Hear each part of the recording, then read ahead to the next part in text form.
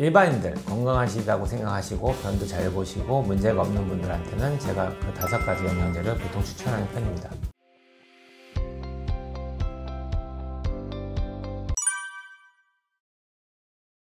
제가 상담을 할 때 영양제 뭐 드세요? 이렇게 물어보면은 뭐 여러 가지 듣도 보다 저는 많이 들어봤지만 여러분들은 잘 모르는 뭐 레저베라톨이라든지 뭐 프로폴리스 뭐 이거 다 아시겠죠? 이거 말고도 뭐 MSM 뭐 여러 가지 특화된 영양제들을 막 건강에 좋다고 먹고 계시는 분들이 오시는데 제가 그런 분들한테 조언하는 거는 여러분들이 대학을 가기 위해서 공부를 하고 저한테 입시 상담을 왔을 때 저한테 원장님 제가 대학을 들어가려고 열심히 사회도 공부하고 국사도 공부하고 체육도 공부하고 있어요 이렇게 얘기하는 것과 똑같다고 비유를 듭니다. 그게 나쁘다는 게 아니죠. 사회도 공부하고 국사 공부하면 좋죠. 그죠? 근데 우리나라 이제 대학 입시 제도를 본다면은 영어 수학을 공부 안 하면 대학을 갈 수가 없는 거잖아요. 똑같아요. 그래서 여러분이 건강해지기 위해서는 꼭 필요한 게 비타민 C와 비타민 D입니다. 그래서 C는 기본적으로는 최소 용량 저는 환자들한테 6g 이상을 얘기하게 되고요. 이것도 한 번에 다 먹으면 설사를 분명하게 할 수밖에 없어요. 왜? 흡수가 안 되니까요.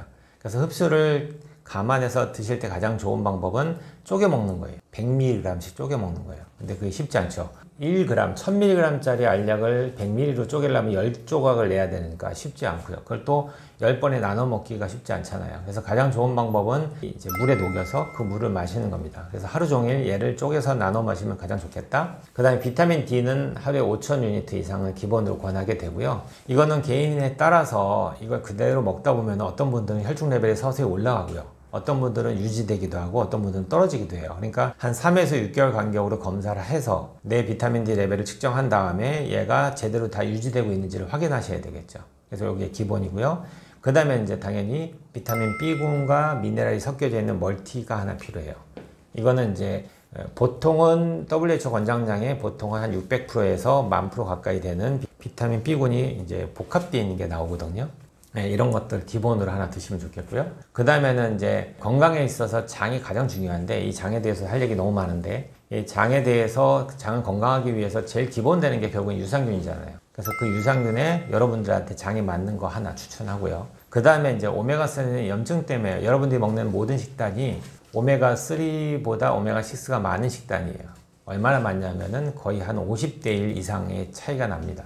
근데 우리 몸이 건강해지려면은 오메가3하고 6의 비율이 1대 5 이하가 좋거든요. 그러려면은 이제 3가 부족하니까 오메가3를 따로 먹어주면 좋겠다. 근데 이거는 전반적인 얘기고 어떤 분들이 장이 안 좋을 때는 오메가3를 제가 중단시키는 경우도 있거든요. 그러니까 이거는 좀 특화된 설명이니까 나중에 이제 장이 안 좋으신 분들한테는 좀 더 다른 프로토콜이 나가게 되고 일반인들 건강하시다고 생각하시고 변도 잘 보시고 문제가 없는 분들한테는 제가 그 5가지 영양제를 보통 추천하는 편입니다.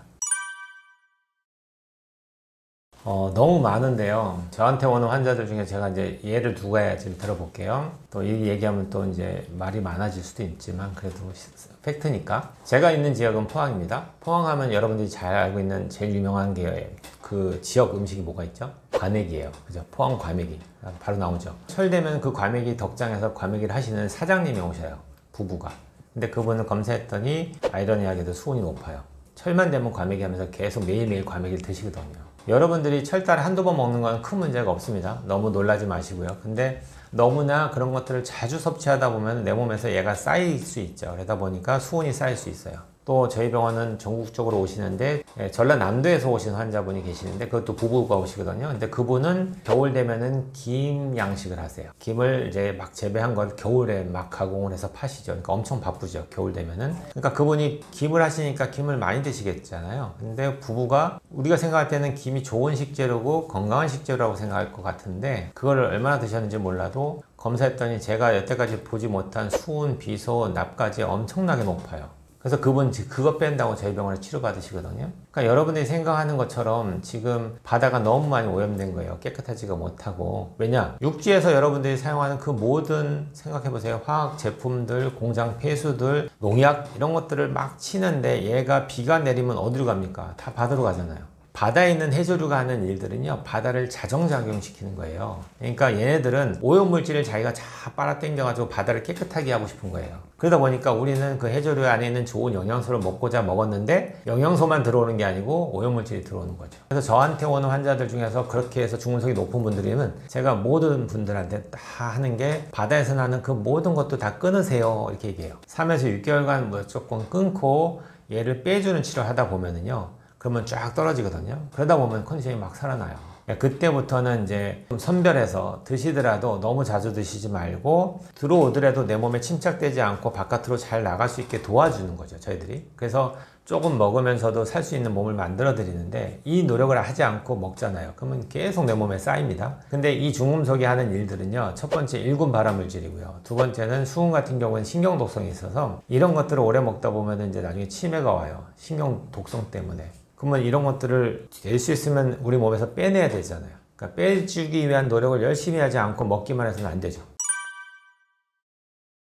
병원에 오시면은 이제 그 각 중금속마다 빼는 방법이 달라요. 지금 여기서 각 중금속마다 이렇게 뺍니다, 저렇게 뺍니다, 이렇게 강의하는 것보다는 기능의학병원을 방문하시면은 이제 검사를 통해서 본인한테 맞는 중금속이 나오면은 이제 이걸 빼기 위한 노력을 알려드리겠죠. 근데 공통적인 건 하나 있어요. 이 환자가 어떤 중금속에 노출됐다면은 이게 어디서 왔는지를 찾는 거죠. 잘 생각해 보세요. 나는 열심히 뺐는데 집에 가서 열심히 넣고 있으면 똑같잖아요. 그러니까 제일 중요한 거는 내가 도대체 어떻게 관리를 잘못해서 내 몸에 이런 게 들어왔을지를 찾으셔야 돼요. 그래서 그거를 의사를 통해서 제대로 검사를 통해서 찾으신 다음에 이걸 중단하는 게 1번이고요. 두 번째는 그 다음에 쌓아놓은 거를 빼는 거죠. 그 빼는 노하우는 여기서 들을 게 아니고 본인들이 검사 기반으로 해서 의사 선생님께 들으시면 될 것 같습니다.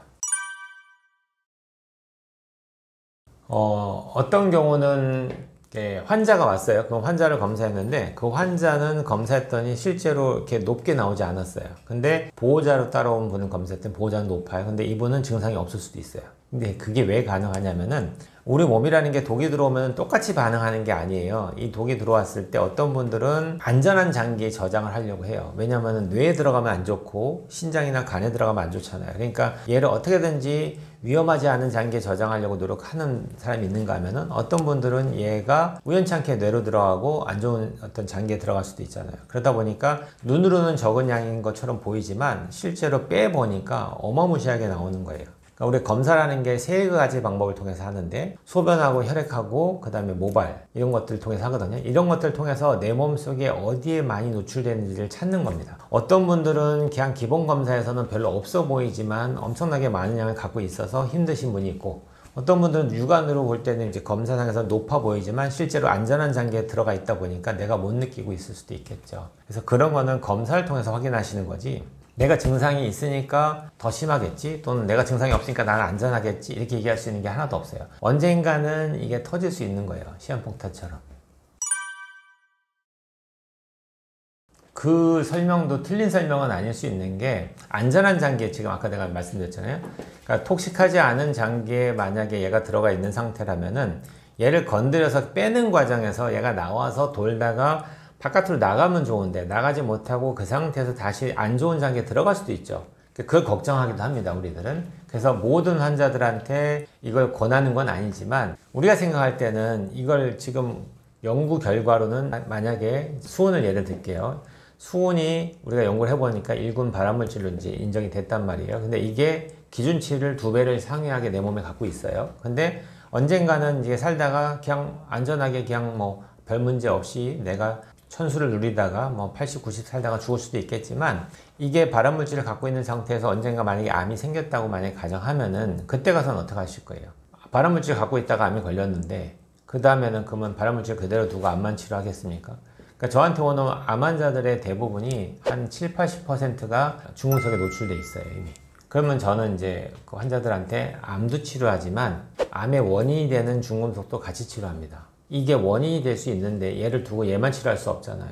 그러니까 나한테 닥치지 않았다고 그거 오지도 않을 건데 뭘 그렇게 신경 씁니까? 라고 얘기하는 게 과연 맞을까요? 그렇게 따지기 시작하면은 자동차 보험 왜 들죠? 나 지금 사고 안 나고 뭐 나 차 운전 잘할 수 있는데 이렇게 얘기하는 것과 차이가 없잖아요. 그러니까 저는 증상이 없어도 이 환자가 차근차근히 그러니까 아까 얘기했듯이 안전한 곳에서 위험한 곳으로 가지지 않는 범위 내에서의 꾸준한 독소 제거는 필요하다. 저는 그렇게 관리하고 있습니다, 제 몸을.